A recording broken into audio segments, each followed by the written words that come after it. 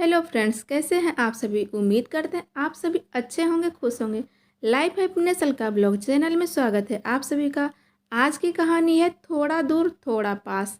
सारा ऑफिस खाली हो चुका था, पर विजित अपनी जगह पर उलझा सा सोच में बैठा था। वह बहुत देर से तन्वी को फ़ोन करने की सोच रहा था, पर जितनी बार मोबाइल हाथ में उठाता उतनी बार रुक जाता। क्या कहेगा तन्वी से, वही जो कई बार पहले भी कर चुका था। पिछले काफ़ी समय से तन्वी से उसकी बात नहीं हुई थी, लेकिन आज तो वह बात कह के ही रहेगा। उसके मोबाइल फिर उठाया और नंबर मिला दिया। उधर से तन्वी की हेलो सुनाई दी। तन्वी, विजित की आवाज़ सुनकर तन्वी पल भर के लिए चुप हो गई। फिर कुछ देर बाद ही बोली, हाँ बोलो विजित। तन्वी, एक बार फिर सोचो, सब ठीक हो जाएगा। इतनी जल्दबाजी अच्छी नहीं है। आखिर तुम्हें मुझसे कोई शिकायत नहीं है ना। बाकी समस्याएं भी सुलझ जाएगी, कुछ न कुछ हल निकलेगा। तुम वापस आ जाओ। ऐसा मत करो, ऐसा क्यों कर रही हो तुम मेरे साथ। बोलते बोलते विजित का स्वर नम हो गया था। पिछले 2 सालों से तुम समस्या को नहीं सुलझा पाए विजित, तो आगे क्या सुलझाओगे। मैं ऐसे घुट घुट कर और तनाव भरे माहौल में ज़िंदगी नहीं काट सकती। पूरी ज़िंदगी ऐसे ही नहीं जी पाऊंगी। मैं माफ़ी चाहती हूँ तुमसे। कहते कहते तन्वी का स्वर भी भीग गया था। उसने फ़ोन रख दिया। विजित खामोश आंखों से ठंडे फ़ोन को घूरता रह गया। 2 साल हो गए थे विजित के विवाह के, और पिछले 1 साल से तन्वी मायके में थी। तन्वी से जब उसकी रिश्ते की बात चल रही थी तो उस बीच वे दोनों काफ़ी बार मिले थे। विजित को तन्वी एक सुंदर सुशील सी लड़की लगती थी, शांत तबीयत की संतुलित लड़की लगी थी। योग्य तो वह थी ही, और उसी तरह एक मल्टीनेशनल कंपनी में जॉब कर रही थी। तन्वी से बात करते समय उसने स्पष्ट कह दिया था कि आजकल की आज़ाद ख्याल लड़कियां ससुराल में रहना पसंद नहीं करती हैं, पर वह अपने माता पिता का इकलौता बेटा है। दीदी की शादी बहुत पहले हो चुकी थी, इसलिए वह कभी उससे अलग नहीं जा पाएगा। तो क्या तन्वी उसके साथ रह पाएगी।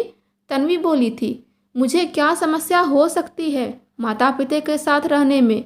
उसके साथ रहने से हमें सहायता ही तो मिलेगी। थोड़े बहुत समझौते करने पड़ेंगे, उसकी कोई बात नहीं। वह तो अकेले रहने पर भी करने पड़ते हैं। सुनकर वह खुश हो गया था, पर वह इस नहीं बोल पाया था कि शिक्षित होते हुए भी उसकी माँ बहुत कुछ पुराने ख्यालों की है। उस समय उसने सोचा कि इतनी अच्छी लड़की को वह इतनी छोटी छोटी बातों के कारण तो नहीं छोड़ सकता। उसका विवाह हो गया। स्वस्थ विचार व पावन भावनाएं लेकर आई थी तन्वी उसकी ज़िंदगी में। उसके घर में शुरू में कुछ महीने ठीक ठाक रहे। माँ का मूड वह कई बार कई बातों पर उखड़ा हुआ देखता, पर सोचता शायद धीरे धीरे सब ठीक हो जाएगा। कितना प्यार करती थी तन्वी उसे और वह तन्वी को, लेकिन घर के कसमकस भरे वातावरण व रिश्तों की तनाव भरे खींचातानी के बीच उनके प्यार का झरना कम होते होते कब सूखने लगा था उसे एहसास तक नहीं हुआ। तन्वी बड़ी कंपनी में बड़े पद पर कार्यरत थी, बड़ी जिम्मेदारियां थी उसकी, पर माँ से ये भूल हो जाती थी। उससे आम बहुओं वाली उम्मीद करने लग जाती थी। किचन में तन्वी अपने समय व क्षमता अनुसार पूरा प्रयत्न करती माँ की सहायता करने की, पर माँ को तो पड़ोसी की बहू दिखती कि कैसे वह सुबह की चाय लेकर रात का खाना भी हाथ में उपलब्ध कराती है। घर में होने वाले व्रत उपवास तीज त्योहार में हिस्सा लेती है। नवरात्रों में पूरे 9 दिन के व्रत रखती है।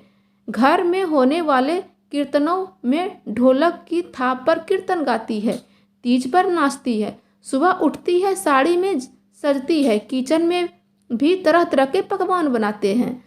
उन्हें तन्वी की योग्यता को देखते हुए उसका मीठा स्वभाव या संतुलित व्यवहार नहीं दिखता। समय की कमी और थकान के बावजूद उसको खुश करने की उसकी कोशिश नहीं दिखती। वह कई बार माँ को समझाता, माँ आप छोटी छोटी बातों पर ध्यान देना छोड़ दो, किचन का काम इतना बड़ा नहीं है, खाना बनाने के लिए किसी को रख लेते हैं, आपके बस का भी नहीं है अब काम करना। तन्वी भी ऑफिस से आकर थक जाती है। पैसा किस लिए कमाते हैं हम? सुख सुविधाओं के लिए ही ना। किसी फुल टाइम मेड का इंतजाम कर लेते हैं हम। तो माँ का बात तो कहीं और घुमा कर जाती। हाँ हाँ, अब दिख रहा है तुम्हें कि माँ के बस का नहीं है। जब बीबी आ गई ना, कमाता तो पहले भी था, तब कमी नहीं दिखाई देती थी, मेरी परेशानी नहीं दिखाई देती थी। अब जब बीबी को करना पड़ रहा है तो काम दिखता है। और माँ के करने से कोई तुम्हें फर्क नहीं पड़ता था और माँ के आंसू निकल पड़े। तभी कहते हैं कि शादी के बाद बेटे बदल जाते हैं। सुना ही था, अब देख भी लिया। माँ का बिसुरना देख उसे समझ नहीं आता कि वह माँ को चुप कराए या अंदर जाकर माँ की बातें सुन रही तन्वी को शांत कराए। छुट्टी के दिन तन्वी का थोड़ा सा देर से उठना भी माँ को अखर जाता। उसकी थोड़ी आधुनिक ड्रेस को तो वो देख भी नहीं पाती थी। रोज रोज के तानों से बचने के लिए तन्वी ने वेस्टर्न ड्रेस को पहनना भी छोड़ दिया था। जब मायके जाती तभी अपने शौक पूरे कर लेती। माँ को बहू की खुशी से ज़्यादा अपने पास पड़ोस की खुशी अधिक प्यारी लगती थी। माँ को शिकायत रहती, आसपास की सब बहुएं व्रत उपवास करती हैं, एक हमारी हैं करवा चौथ तक का व्रत नहीं रखती, एक दिन पति की लंबी उम्र के लिए भी नहीं भूखी रहती। एक दिन भूखे रहकर कौन से पति की उम्र लंबी होती है? माँ, पति से रोज झगड़ा करो, पति पत्नी में गाली गलौज हो और करवा चौथ वाले दिन पति के हाथ से पानी पीकर व्रत खुलवाओ और पति के पैर छुओ। मुझे नहीं पसंद है ये सब। आप इसके लिए रोज जबरदस्ती क्यों करना चाहती हैं तन्वी के साथ? ये सब ढकोसले हैं। करवा चौथ का व्रत आस्था से कम शौक से ज़्यादा जुड़ा है। हाँ हाँ, मैं जो इतने सालों से तेरे पापा के लिए व्रत रखती हूँ, मैं तो ढकोसला ही कर रही हूँ। माँ का मूड उखड़ जाता। आप रखती हैं तो ठीक है, यह आपकी आस्था है, आपकी सोच है, पर आप इसके लिए अपनी आस्था अपनी सोच दूसरे पर नहीं थोप सकती हैं माँ। तन्वी का पक्ष लेते लेते उसके अपने माता पिता के साथ संबंध खराब होते जा रहे थे। उसे आश्चर्य होता अपने पिता की चुप्पी पर कि कैसे वे अपनी माँ की हर बात पर चुप्पी साध लेते हैं। वह समझ ही नहीं पाता कि उसे उसकी हाँ है या ना।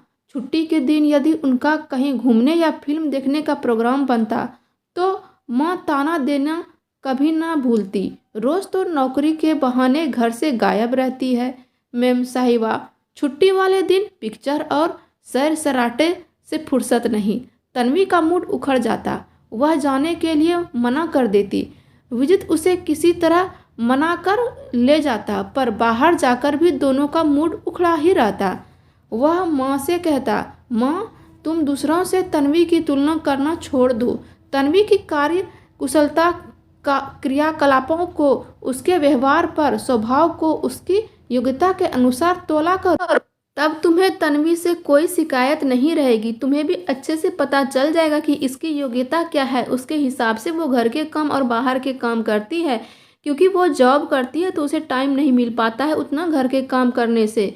और ये सब काम अगर तुम मुझसे उम्मीद करती हो माँ, तो मेरे पास भी उतना टाइम नहीं है कि मैं ये सब काम कर पाऊँ।